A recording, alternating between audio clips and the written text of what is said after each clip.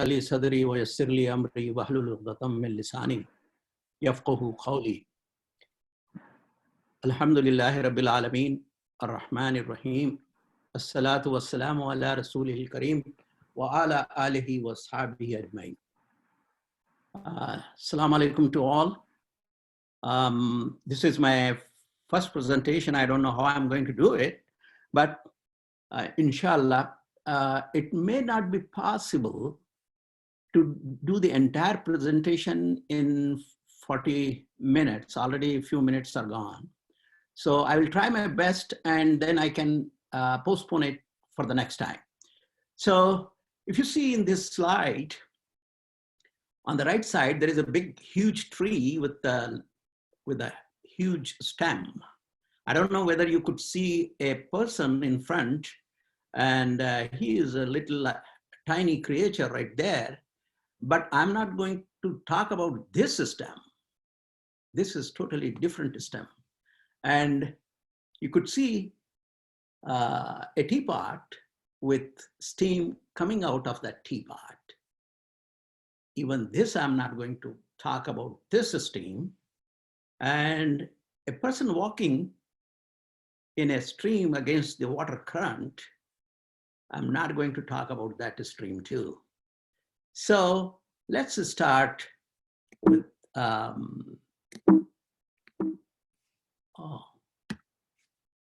okay. So when we talk about the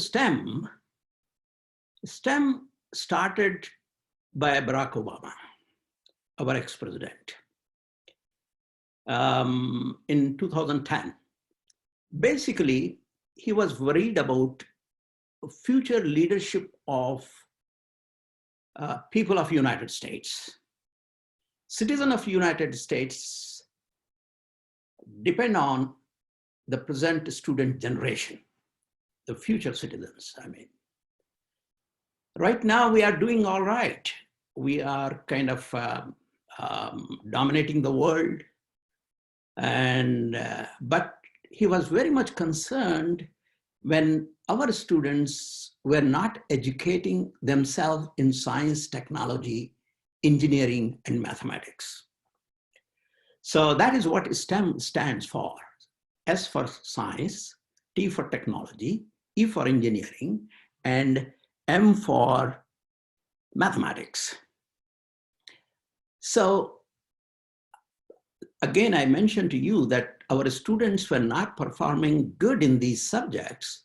And not only the students, but the teachers also had not good skills, and quality of teaching was not that good so that students get into these subjects. So he set a priority. He said that,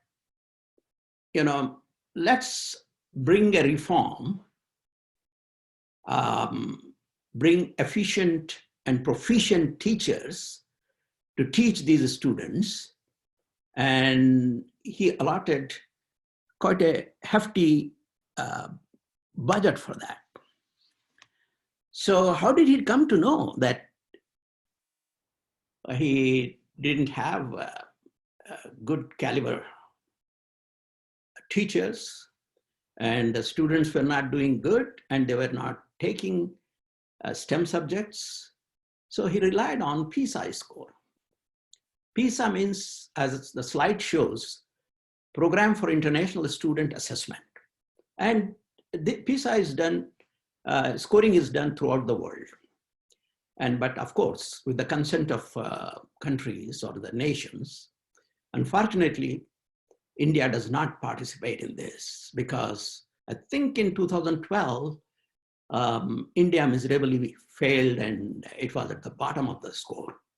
So they blame PISA that they are not doing an appropriate score and all those things. But United States took a different turn, said, we are in 21st rank in 2006. Among the most developed countries or industrialized 30 countries. So in industrialized 30 countries, they were in 21st place.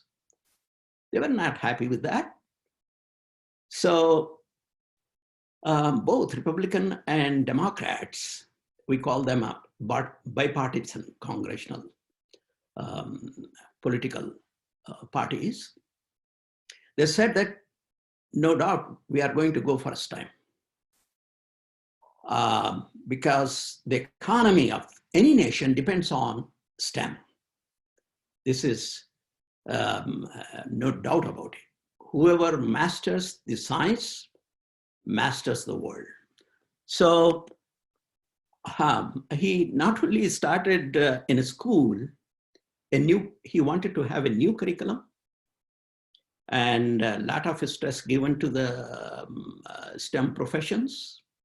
And not only that, out of the school, he encouraged science fairs. As you all know, and many of your schools have participated, which I started many years ago with Dr. Azher in Tamil Nadu, and alhamdulillah, you all are doing those science fairs. And those who have not participated, I would love to have them next year when this lockdown is over to participate with your students in those science fairs. So he started a new thing. Even though, America and other European countries are doing this science fair for more than 60 to 70 years. But he started a new thing. He started science fair in White House.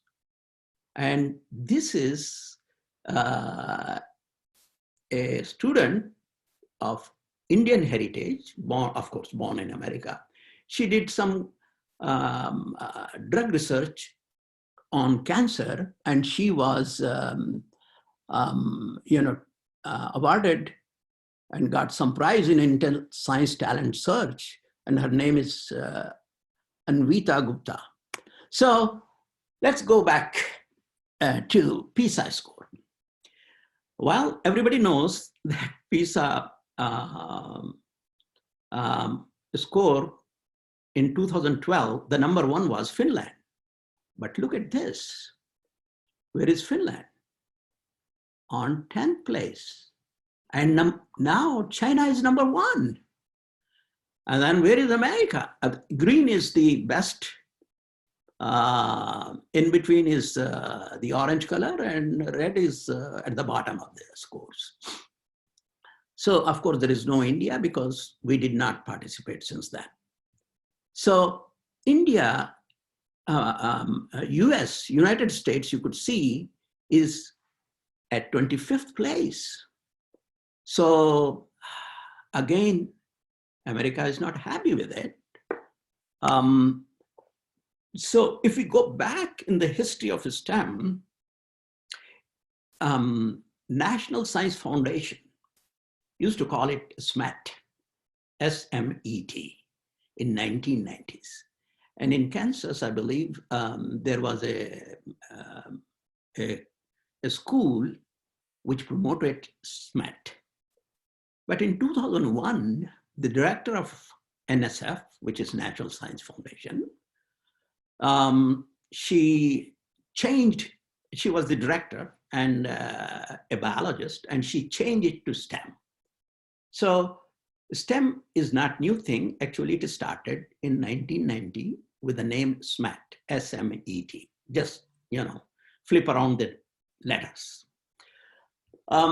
Again, that was limited to K to 12, but Obama wanted it to go beyond school, from K to 12 and even undergraduates. And this is what I'm trying in India, that don't just limit yourself to school academics, the science fair, but go beyond that and do a scientific research forum at the college level, because a lot of people don't know about research, scientific research, and STEM subjects are just taught like theory. They are not hands-on. So anyhow, let's go. And after that, before that, George Bush, our another ex-president, is still alive. In 2002, he started NCLB, No Child Left Behind. And I think India has copied that and called it Sarva Siksha Abhiyan. Shiksha for everybody, or education for everybody. That has now been changed, and it is called ISSA, ESSA, in 2015. It's not that nobody was going to school. Everybody was going to school, but their performance was not satisfactory. So with ISSA, actually the schools which did not do well in NCLB, they used to get punished by cutting down the budget, their school budgets and all those. So, but anyhow, so President Obama in 2000 came up with a slogan, educate to innovate, and in 2010, he came up with STEM. If you look at this graph, 62% of future jobs from 2000 to 2020, 62% of them are biomedical engineering jobs. Then 36% medical scientist. Well, 32% software developers, 22% computer system analysis, and look, all other occupation, 14%, that is non-STEM professions. So now, particularly we are locked down, staying at home because of this coronavirus, we need more medical scientists. So this bar may go up here. So all the STEM subjects are important. Another thing I want to tell you, that this is another figure, job growth, in future. STEM subjects are not isolated subjects. Science is separate, technology is separate, engineering is separate, or maths is separate. They are integrated, they overlap, not only STEM, but other subjects also overlap. Now we say science of economics, we say political science, we say social science, because scientific research, the methodology is adopted by even non-science subjects or disciplines. Okay, again, STEM is just not going to college or a school and listening to your teacher. It is hands-on activity. It comes from curiosity. It is inquiry-based. And the students should have real world experience, not sitting in their chairs or remotely, distant learning classes and all those things. That is not going to work. So you have to remember this, that learning is not through one sense, auditory. It is through 5 senses. Then only you can have good learners. You being a teacher, you should make use of all the 5 senses of your student. So that means hands-on, inquiry-based, and real-world experience. Science is just not the name of lab coats, calculator, or healthcare worker. It includes manufacturing. It includes the economy of the nation and world economy and social well-being. When you are good in STEM, your society is flourishing, rich, healthy, because money is related with health too. Money is related with everything, what we do. So let's talk about science. Science, I will go at the end, look at this. Science is discovery, am I right? So I'm going to annotate here. All right, okay. All right. So science is a knowledge of investigation. How do you investigate?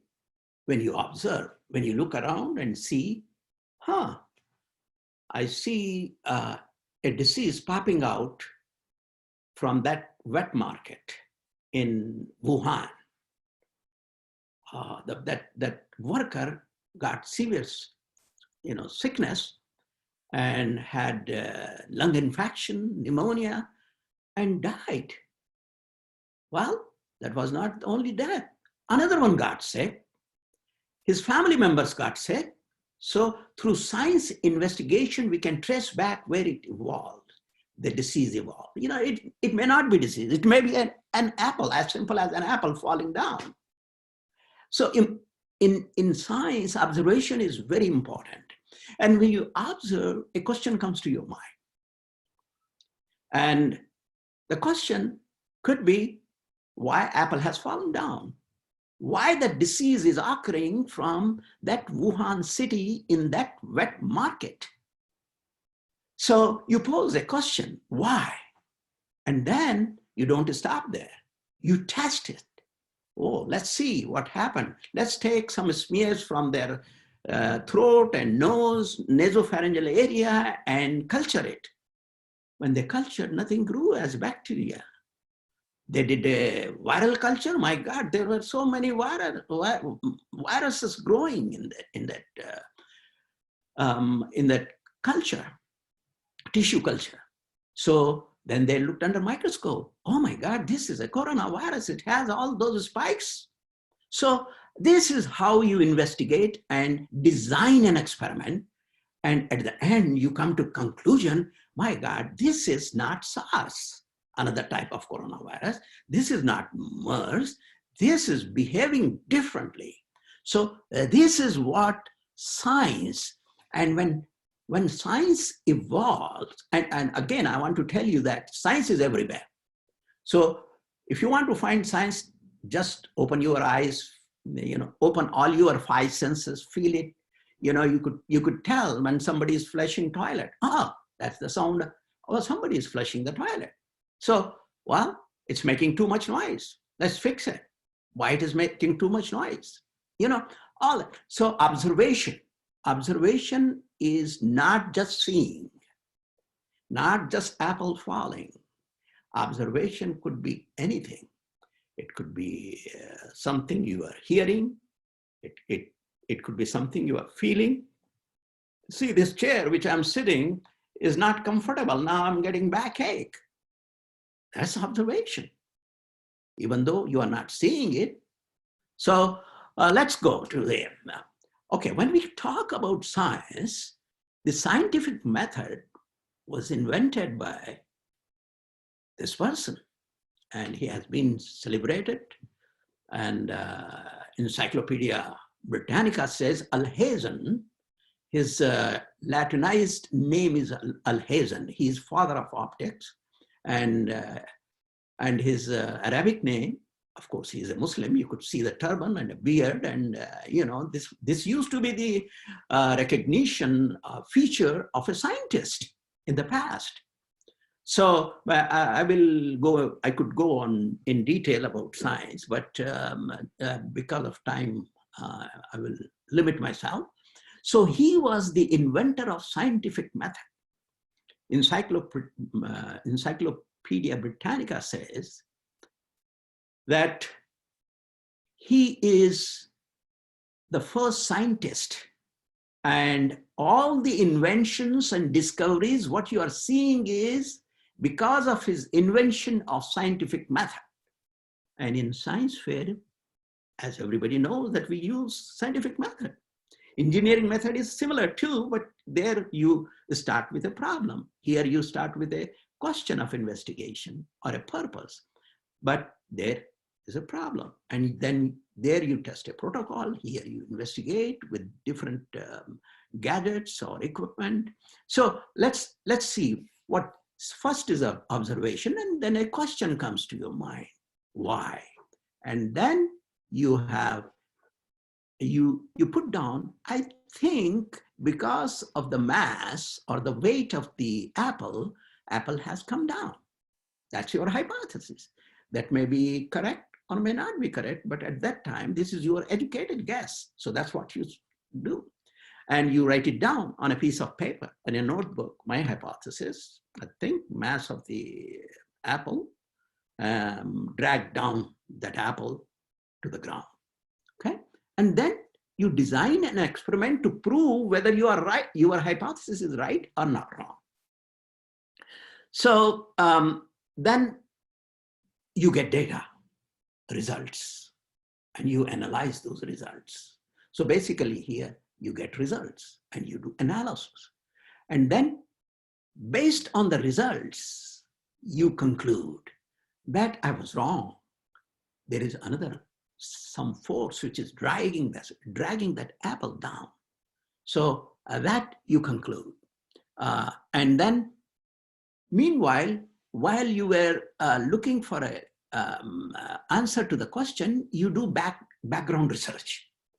What is all have been researched so far? And then you, based on that research, you may have some ideas, or you may want to do in a different way. And maybe those who did research in the past were wrong. So you are going to correct them. And it has happened. Many a times a theory has, or postulation was made wrong by new scientists. So that could be possible. Okay, now, so that was the first S. The second one is T. What does T stand for? Technology. So what is this technology? You know, technology is a process in which you try to find the solution to your needs. For example, here it is nicely stated, technology includes all the infrastructure necessary for designing, manufacturing, operating, and repair of technological goods. There is a separate department where you handle some of those gadgets which are not working. And then you have a corporate headquarters which works for the entire field of industry of a technology. And engineering schools, I will tell you what is engineering and what is technology. What is the difference? People kind of interchange these terms. Engineering is a process and the end result is technology. So you need an engineering school to develop a technology. So basically engineering is invention. Invention means something which was not existing before, okay? About manufacturing plants and maintenance facilities and all that is included in technology. And we try to improve in all the areas which I mentioned through technology, okay? So definition, the use of accumulated knowledge to process resources to satisfy human need. Basically, everything is for human being. So technology, the study of man-made goods deal with what it can be. So this is all future. And science is the discovery, a study of natural living things or non-living things, deals with what is or what was. To make it more clear, I will tell you dinosaurs. Well, they don't exist now, but in the past, dinosaurs were there. How did we know? We looked at their fossils. There was a footprint, huge, and there were a skeleton, which were kind of, stone calcified and became stones now, but still they retain the shape. So we can build the skeleton of that and come to a conclusion. So this is past, but in present, for example, a scientist from Tamil Nadu, Venkatraman, we call him Venki, he knew ribosomes, and we knew ribosomes make proteins, but he found out actual phenomena, actual way that those proteins are formed at the molecular level. So this is the existing, knowledge which we gained, okay? So whereas technology is for future, and examples like biology, zoology, and all the science subjects, including anthropology. So they are all part of science, and technology could be biotechnology, communication technology, energy and power technology, production technology, and transportation, all those, okay? So a history of technology. I think everybody knows that once we used to live, mankind used to live in a stone age. When we talk about a stone age, it doesn't mean that there were no people at that time. It means that that was the age of stone, and people then made use of stone a lot in their lives. So they lived in caves made out of stones, or they used handmade tools which were made of stone. So that was the Stone Age. So that lasted from 1 million BC to 8,000 BC. BC means before Christ, okay? As BC becomes smaller, you are coming to newer age, okay? So the next age or era was agriculture, and agriculture age was divided into two. Why we call agriculture age? Because this is the time when our forefathers thought that, we are getting these mangoes from one tree, and it's almost at the verge of extinction. They saw that when the seed falls, it grows into another tree. So they planted the trees. So basically they started growing crops like, wheat or whatever the cereals at that time they had, and they grew. And so this was the age of agriculture, and it is divided into two. And it might have started in later part of the Stone Age, but at that time still they were using digging the grounds with a block of wood or something like that. We call those hull. Still in India, some people do it, but they have the metallic plate attached to that so that that wood doesn't wear off. So then came the Bronze Age, and Bronze Age was between 2000 BC to 1200 BC. So actually Middle Eastern started using bronze earlier than Europeans, Western Europe or Western countries. That was in 3300 BC. And copper used to be a very soft metal. So anything you made out of copper will wear off and get eroded soon, so rusted, copper rust is different, green color, and it gets, it eats up, the oxygen eats up that. And so they added tin to it. That gave stability to that metal, and it's called alloy. So now copper is with tin. And then that was a little hard, better than the wood, and they used the bronze tools.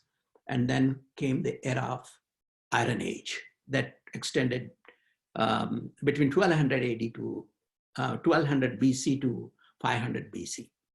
So that is the time when the iron and steel started. We used tools and weapons of iron.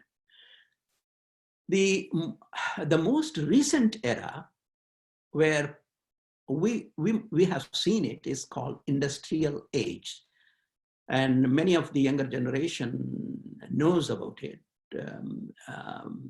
And this is called Industrial Age.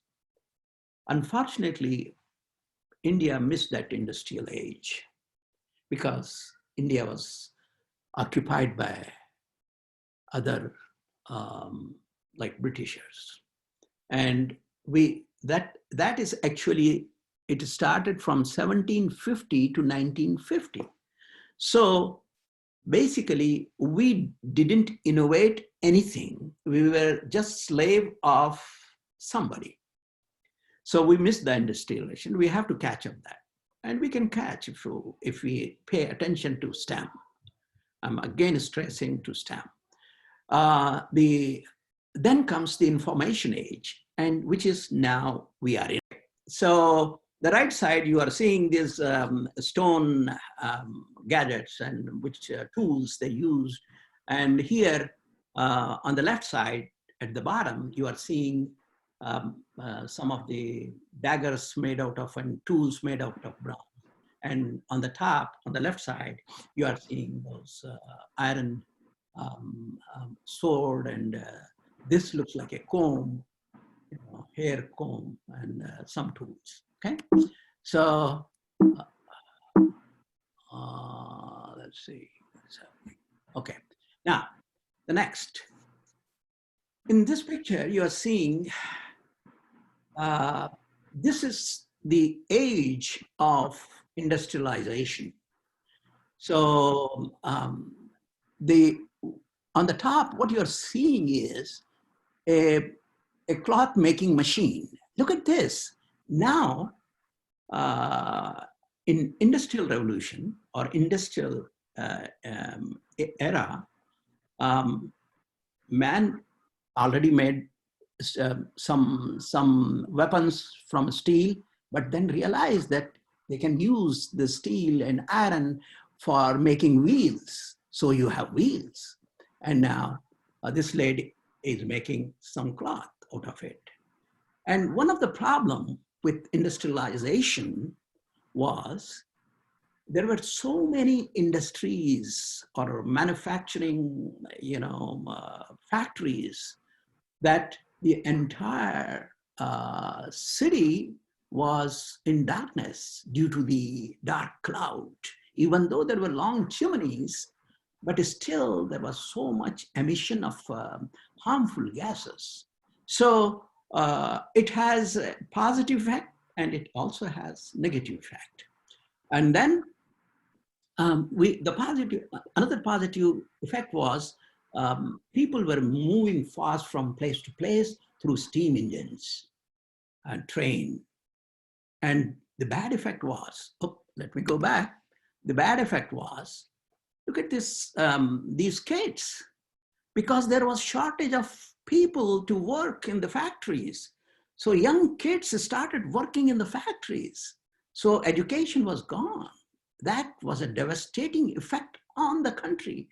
At the time being, they were flourishing. And another thing, remember, when the Britishers were ruling India, they took cotton from India and made all these cotton clothes and brought back to India, sold at higher prices.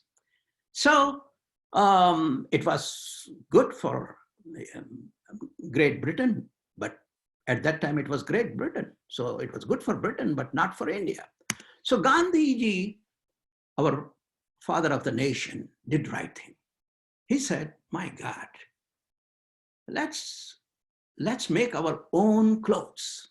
And that is when Qazi started. We started making Qazi. And look at this, the cotton strings he was making, and of course, with these strings, he made his cloth. And, many people wonder why he is naked, why he is just with a pamper. That's what the Americans say. I tell them that, with this handmade strings and clothes, you can't make a huge piece of cloth to sew a suit. So he relied on, he just protected his private part and lived. And this was great idea. And so the same thing he did with salt. Salt was such a cheap entity, But again, he went and made salt from seawater and all those things. Okay, so now is the era of information technology or communication. Look at this. On the extreme right, on top, This is artificial intelligence, machine intelligence, you can call.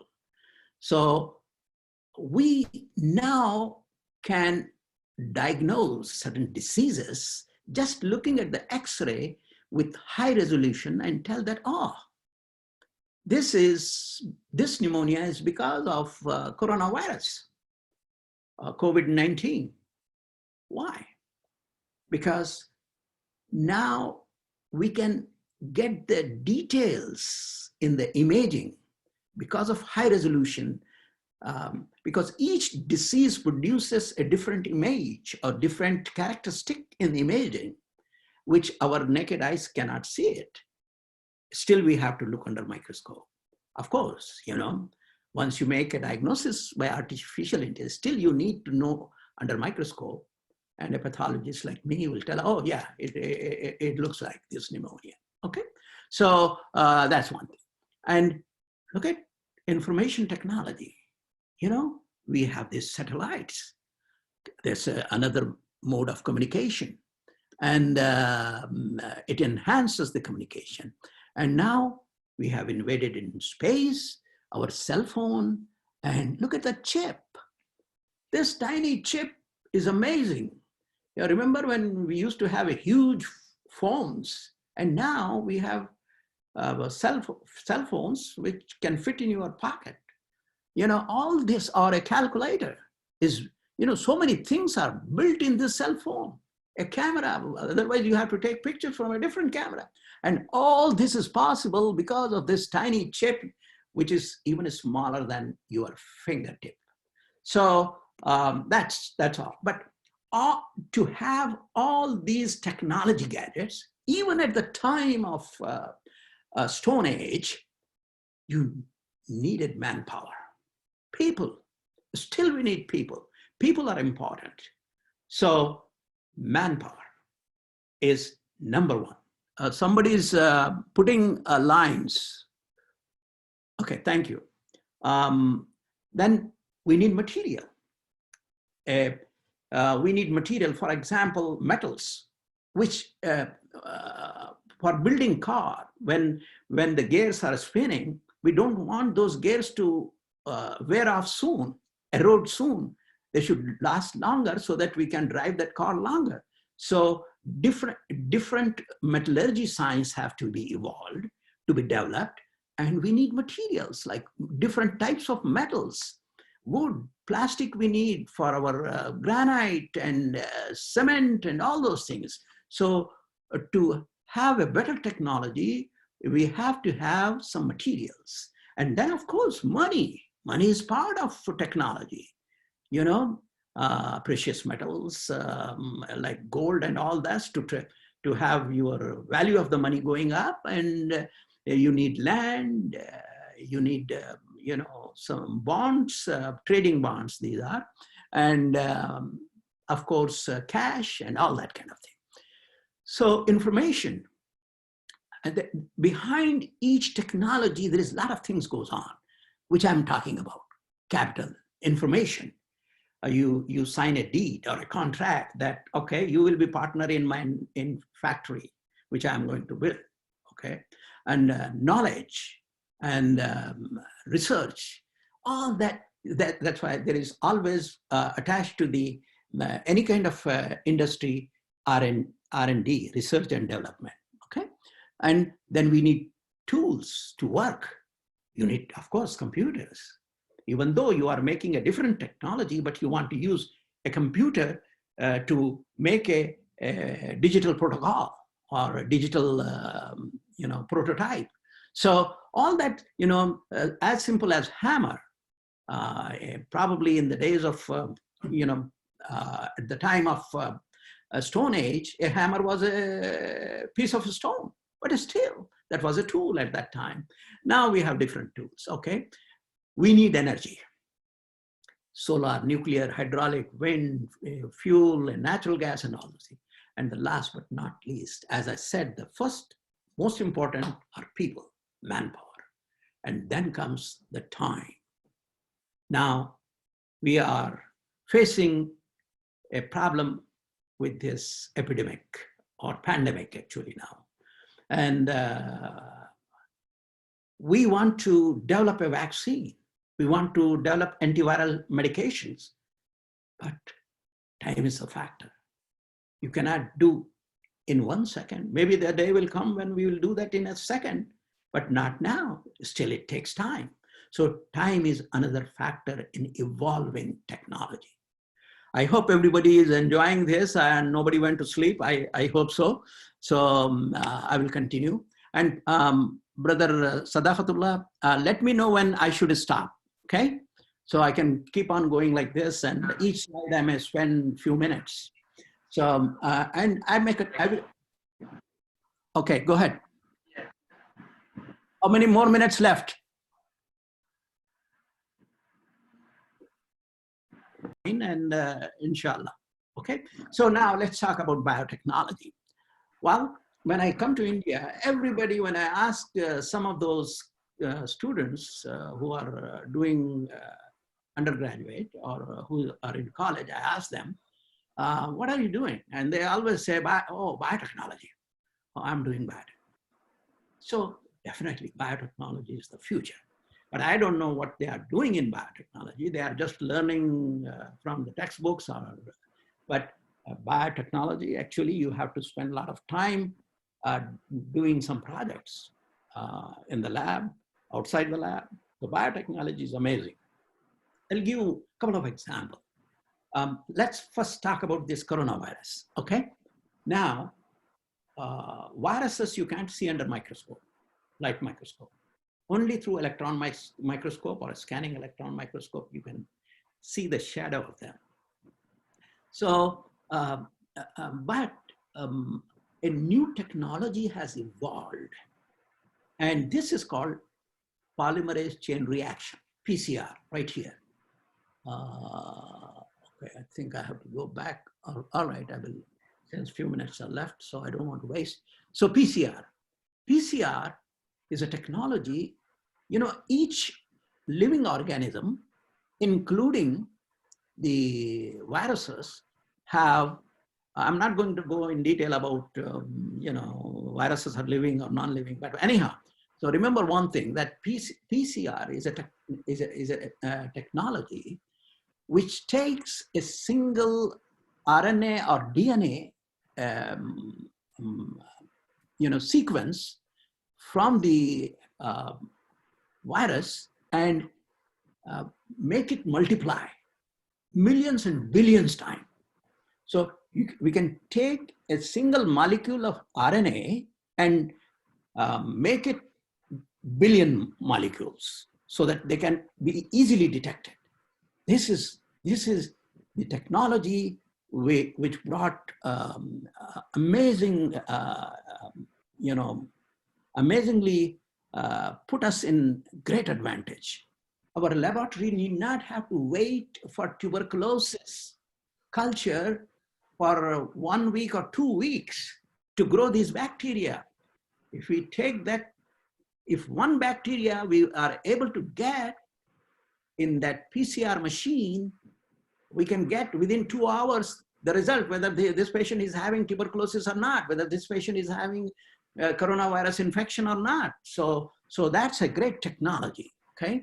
So we have to develop more on this. And then antibiotics, my God, in the past we used to, you know, give penicillin injection. Actually, you are injecting oh God, this is,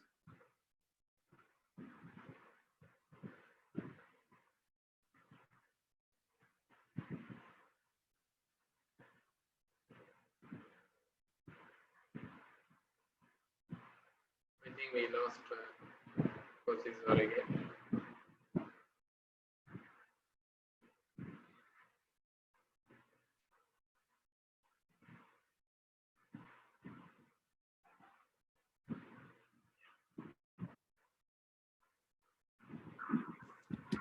well, I'm back, and then we will continue tomorrow at the same time. So basically, you know, you need power to move the our vehicles to go to you know, the space. So we need some kind of a power. So I don't know how long this, Saudi oil will be available. There will be a time it will be extinct. And so we have to look for new resources. And one of the commonest one is solar energy and wind energy we can utilize. And in America, we see all these huge, propellers, moving in the farms. And the same thing, we see a lot of these solar panels. And now we are going away from hydraulic energy. I want to make an important point here that we put dams. Dams destroy ecology of the rivers, ecology of the ecosystem of the neighboring areas of, or the land of the cities and villages and all that. So this destroys. And hydraulic, of course, we get hydraulic energy at the cost of ecosystem destruction. So now in the United States, we are demolishing these dams. So bigger dams are there, but smaller dams we are destroying. And we put in Ganges River a dam. Then not only the people down the stream suffer, but the upstream people with their flooding and all, they also suffer. And this destroys the ecosystem. Okay, so that's important thing. So we have corn. We produced alcohol from corn, and that is used nowadays in place of fossil oil or the petrol. Okay, so those are biofuels. So I think I will stop here. And if anybody has any questions, please pass on to Brother Sadaqatullah. And I hope I didn't bore you. And if you like this to be continued, inshallah, I'll talk to you tomorrow.